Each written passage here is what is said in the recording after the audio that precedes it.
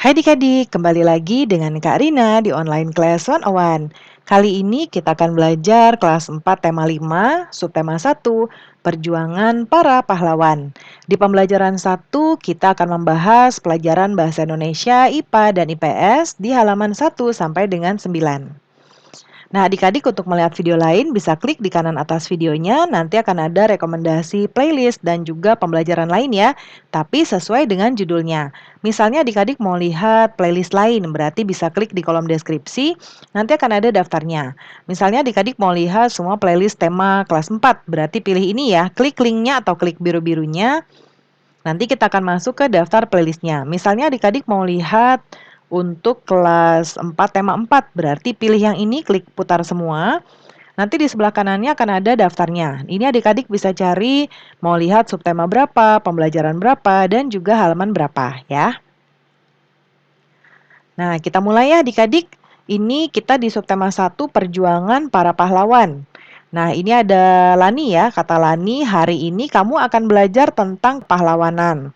Nah, Karina aktifkan penanya dulu. Kita mau pakai warna biru tua. Nah, seperti ini. Kemudian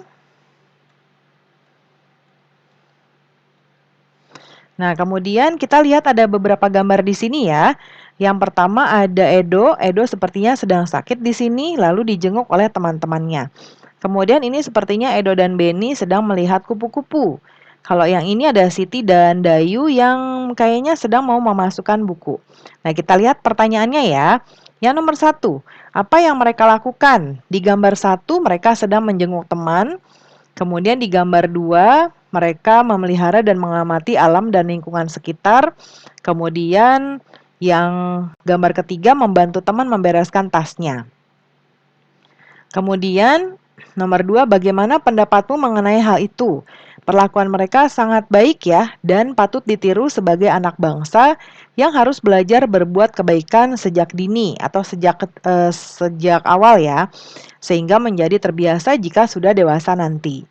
Kemudian hal baik apa yang bisa kamu contoh? Nah, menjenguk teman yang sakit agar cepat sembuh, tidak sedih atau kesepian, memelihara dan mengamati lingkungan agar menambah keasrian dan pengetahuan kita, membantu teman yang kesusahan agar senang kembali. Ya. Kemudian berikutnya menolong orang lain dengan ikhlas, berani, dan gigih merupakan sikap yang dimiliki oleh para pahlawan adik-adik.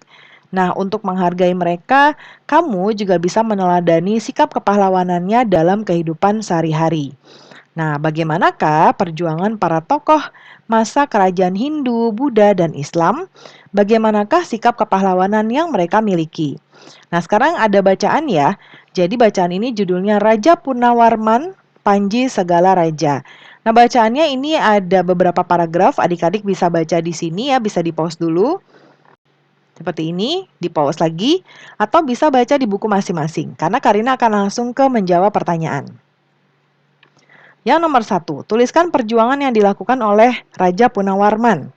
Ya, nah Raja Purnawarman ini adalah dia membuat saluran air yang dihubungkan dari Sungai Citarum ke Sungai Citarum di Jawa Barat. Ya, nah kemudian berikutnya beliau selalu berjuang untuk rakyatnya, lalu Raja Purnawarman juga berani memimpin Angkatan Laut Kerajaan Tarumanagara untuk memerangi bajak laut. Lalu nomor 2, tuliskan sikap kepahlawanan yang dimiliki oleh Raja Purnawarman. Sikapnya yaitu berani dan pantang menyerah memberantas kejahatan untuk keamanan dan kesejahteraan rakyatnya. Kemudian apa yang dirasakan rakyat Kerajaan Tarumanagara atas perjuangan yang dilakukan oleh Raja Purnawarman. Dampaknya yaitu karena ladang milik mereka mendapatkan air dari aliran sungai sehingga menjadi subur dan tidak menderita kekeringan pada musim kemarau. Keadaan menjadi aman karena para perompak telah dikalahkan. Rakyat di Kerajaan Tarumanagara kemudian hidup aman dan sejahtera. Lalu yang nomor 4, menurutmu bagaimana kehidupan rakyat Kerajaan Tarumanagara jika rajanya tidak memiliki sikap kepahlawanan? Nah, yang pasti kehidupan rakyatnya tidak akan aman dan sejahtera karena tidak ada yang memperbaiki saluran air dan juga memberantas perompak.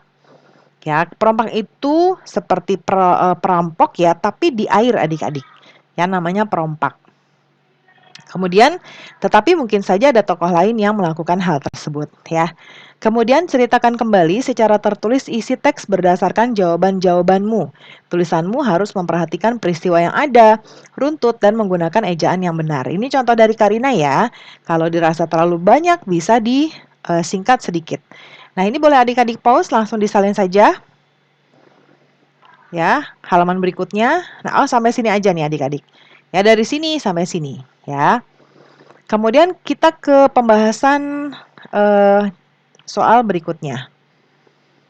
Nah, berikut adalah beberapa tokoh dan peninggalan kerajaan pada masa kerajaan Hindu, Buddha, dan Islam.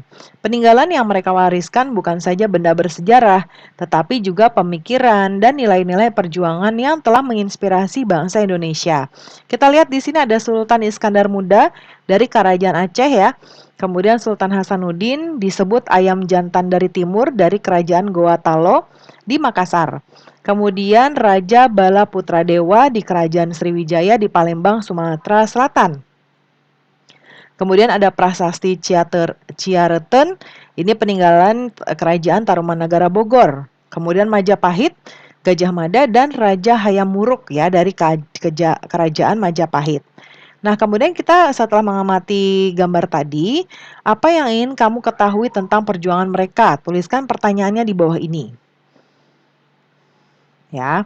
Nah, yang pertama, ini Karina sudah buat pertanyaan 1 sampai 5, 1 sampai 4. Namun sudah langsung Karina jawab karena nanti akan didiskusikan jawabannya dengan teman-teman ya. Jadi Karina langsung bantu buatkan jawabannya. Pertanyaan pertama, perjuangan apa yang telah dilakukan oleh Raja Bala Putradewa? Yaitu membangun armada laut yang kuat. Pada masa pemerintahan Bala Putradewa, Sriwijaya mengalami masa kejayaannya. Kemudian Raja Bala Putradewa dengan bantuan Raja Dewa Paladewa di Pali telah mendirikan vihara di Nalanda atau India bagi pelajar-pelajar Nusantara yang belajar agama Buddha di Nalanda. Nah, perkembangan pelayaran dan perdagangan di Selat Malaka semakin pesat. Sikap yang dimilikinya adalah berani, tegas dalam memimpin. Pertanyaan kedua Karina buat, perjuangan apa yang telah dilakukan oleh Sultan Iskandar Muda, yaitu memperluas wilayah Aceh sampai ke semenanjung Malaysia. Aceh mengalami masa kejayaan karena menjadi pusat perdagangan dan pengembangan ajaran Islam. Nah, gigih ya, Sultan Iskandar Muda ini gigih, pemberani, dan rela berkorban. Lalu perjuangan apa yang telah dilakukan oleh Sultan Hasanuddin?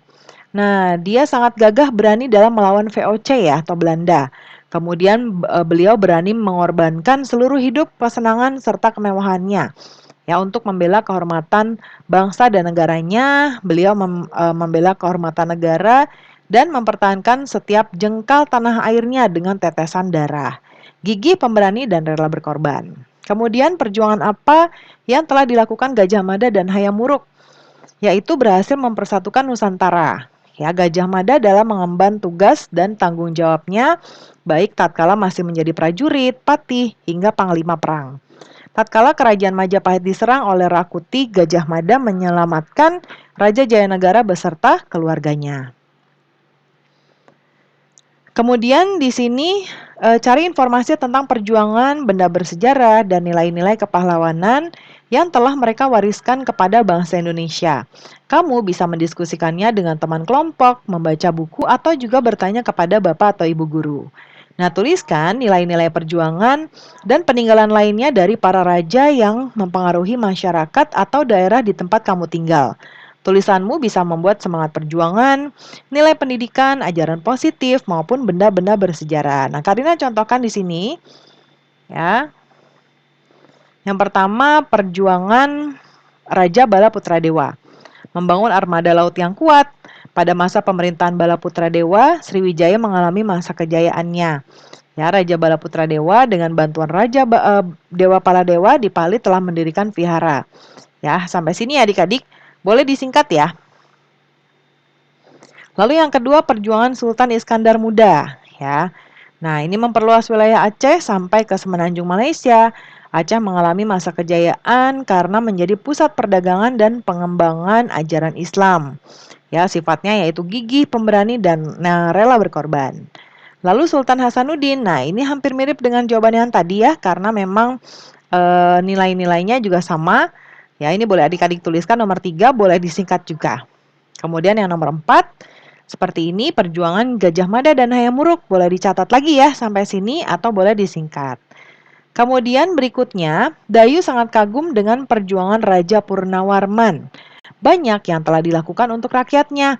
Sambil duduk di tepi kolam yang jernih airnya, Dayu masih memikirkan jasa-jasa Raja Purnawarman, terutama pembangunan saluran air. Ia berpikir pasti saluran tersebut sangat bermanfaat bagi masyarakat saat itu. Dayu terus berpikir sambil memandangi wajahnya yang terpantul di kolam. Tahukah kamu mengapa Dayu bisa melihat dirinya di air kolam?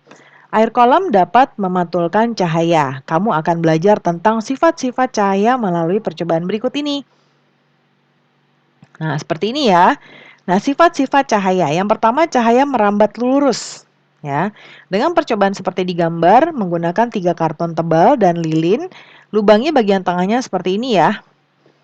Kemudian letakkan dengan posisi 3 lubang tersebut sejajar dengan cahaya lilin, tepat di belakang lubang seperti ini. Perhatikan apa yang terjadi, lalu coba geser posisi setiap karton sehingga lubang menjadi tidak sejajar. Lalu amati perbedaannya. Kemudian cahaya menembus benda bening ya. Contohnya seperti ini, senter, lalu ada gelas atau benda yang transparan seperti kaca. Lalu nanti cahayanya akan menembus ya, menembus benda bening. Kemudian cahaya dapat dipantulkan. Nah, pantulkan bisa ke cermin ya seperti ini. Nah, dia akan memantul. Dibiaskan. Nah, dibiaskan itu adalah contoh seperti ini. Menggunakan pensil, setengah bagian panjangnya berada di dalam gelas berisi air, lalu amati dari sisi samping luar gelas. Bagaimana penampakannya dan besar pensil dibandingkan dengan aslinya. Seperti ini ya nantinya ya. Seperti patah ya, seperti ini. Nah, ini adalah pengaruh dari cahaya yang dapat dibiaskan. Nah, kemudian catat proses perubahan dan peristiwa yang terjadi tersebut dalam lembar laporan berikut ini. Ya, seperti ini Karina sudah buatkan di sebelah kanan. Kita besarkan dulu ya supaya adik-adik bisa mencatat. Nah, seperti ini adik-adik. Ya, ini boleh dicatat. Jadi yang pertama tadi tentang cahaya merambat lurus seperti ini. Sampai hasil pengamatannya sudah dituliskan seperti di buku ya. Kemudian percobaan 2 tadi yang cahaya menembus benda bening. Kemudian yang ketiga percobaannya tadi cahaya dapat dipantulkan dan percobaan keempat cahaya dapat dibiaskan. Boleh diisi ini bagiannya, di pause dulu ya karena Karina akan lanjut ke pertanyaan berikutnya, ke kesimpulannya. Ya. Kesimpulannya adalah berdasarkan hasil pengamatan bahwa sifat-sifat cahaya diantaranya dapat merambat lurus, menembus benda bening, dapat dibiaskan, dan dapat memantul. Lalu diskusikan hasil percobaanmu bersama teman-teman kelompok dan buatlah kesimpulan.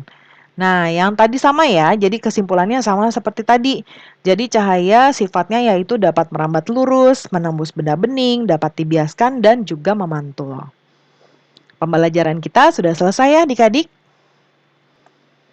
Terima kasih sudah menonton sampai akhir. Mohon dimaafkan apabila ada kesalahan dalam perkataan maupun dalam materi yang diberikan. Sampai jumpa di pembelajaran berikutnya.